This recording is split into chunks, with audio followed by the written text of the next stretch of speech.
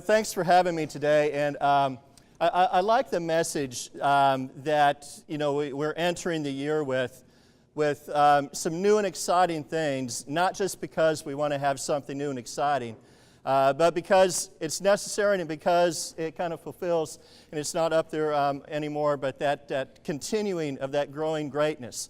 And you're going to see a lot of changes this year, without a doubt. Probably one of the ones that you're going to see right off the bat, obviously after today, and what you learn about what's new and upcoming in food and nutrition, is in the area of school safety. It's going to impact all of us. You're going to see a lot of changes. You're going to have training in the next couple of days. I know some of your colleagues are at that training today, but you'll have it over the course of this coming week and then throughout the year. And really, I think what you're going to find is the changes are going to be for the better. It's going to promote a safer campus, a campus of more kind of inclusivity, where we welcome kids, and we really are kind of working really hard on not just looking at the safety aspect that we're going to see this year, of gates and fences and armed security on your campus, but we put a lot of work into this summer of making sure that kids feel welcome. And the whole idea of making sure that they feel welcome and making sure that they feel included in everything that's going on in their campus is to make sure that those kids, every day that they leave, that they don't have a thought in their head that they want to come back and hurt anybody. And I think that is the most important part of any security plan that you can ever put in any school. And you guys are really a very important part of that.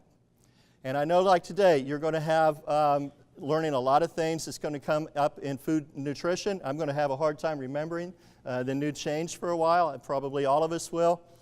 But take a look, when those kids come through the line, and you know who they are. You're going to be able to identify those ones who are in need. You'll be able to identify, and I know that you guys are very good at seeing those kids who don't have a lot at home, and they depend on you. You are their hot meal of the day. You are the person who gets them through and make sure that they're not hungry all day long. And really find ways to reach out to them, and whether it's reaching out to them individually or reaching out to a teacher or a principal or somebody and say, hey, there's a kid over here who needs something. And we put some supports in place to make sure that those kids, that we will follow up with them and make sure that they have the things that they need. I know we've always done that. And you guys, again, have been on the front line of doing that for years and years and years. But that renewed emphasis this year, I think, is really important for us.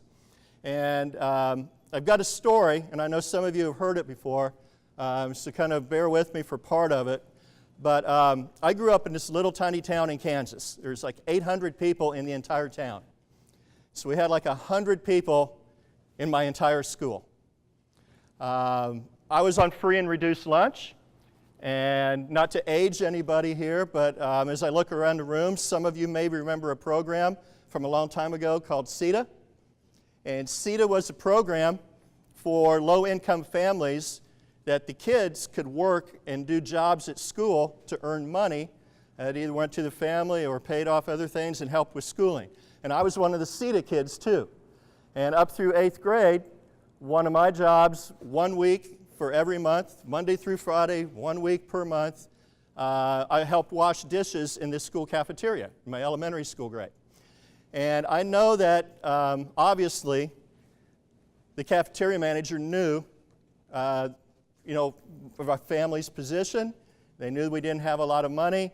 And I always remember this, and again to this day, 40 whatever years later,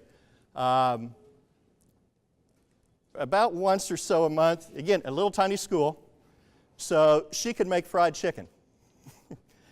It's something we can't even think about anymore, right? But she made fried chicken for the school, and all of us kids who were in the CETA program, there's again like 5 or 6 of us, she would sneak off, and we would get the livers and the gizzards and all that other good stuff. I never liked the gizzards, but I liked the chicken livers, and she knew that, and would always slide those to us. And she always made sure that we had our favorite piece of chicken, too. I always got a drumstick and a thigh, and I'd get a couple chicken livers. to this day, I remember that she took the time to realize that, some of us didn't have a whole lot at home, and that little tiny treat once a month, I got a fried chicken liver, was something that kind of made the other thing that I had to do every day or every month, that washing the dishes, while all the other kids were out at recess playing, she made that task a little bit better for me, a little bit easier. And I know that we can't give out chicken livers. Lynn would get really, really mad if we did that. But there's little, and I know I'm not saying give away free food either.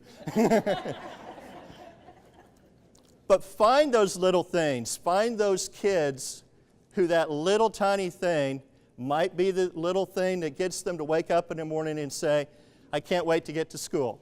I can't wait to get to school breakfast or to school lunch, and see that person. You and somebody on your staff might be the person who makes sure that that kid goes home every day happy, comes to school every day happy, and in the very long run, that kid is somebody who's going to remember you. They're going to remember school as a very good place. It's going to make that kid's life, and it's going to make all of us safer and happier. So that's my challenge to you. Find those kids, find those little things. If it's treats and whatever else that you want, contact us. We will find a way to give you resources to make sure that those little programs and things like that can take place in your school. Okay? I have a task force that works with me once a month. We meet the first Wednesday of every month at 3 o'clock. Always looking for new members. I think you're going to hear a little bit about that today. And that task force can put ideas together to help you with those type of plans of reaching out and helping those kids. I know that Lynn and Brianna have a different task force that put together a lot of the changes that you're going to see today. And I encourage you as well to join either one of those and help us. And together we can put the plans like that in place and make sure that we reach every single one of those kids. All right? So again, welcome back. We can't stop them. They're coming next Monday, or the 13th, I guess. But have a good day today. I hope that hopeful that you see all the changes in place and you're excited about them.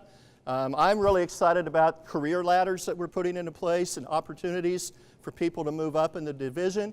And again, I hope that you have some excitement with that as well. Have a good day. Thanks for having me, and let's look forward to a great year.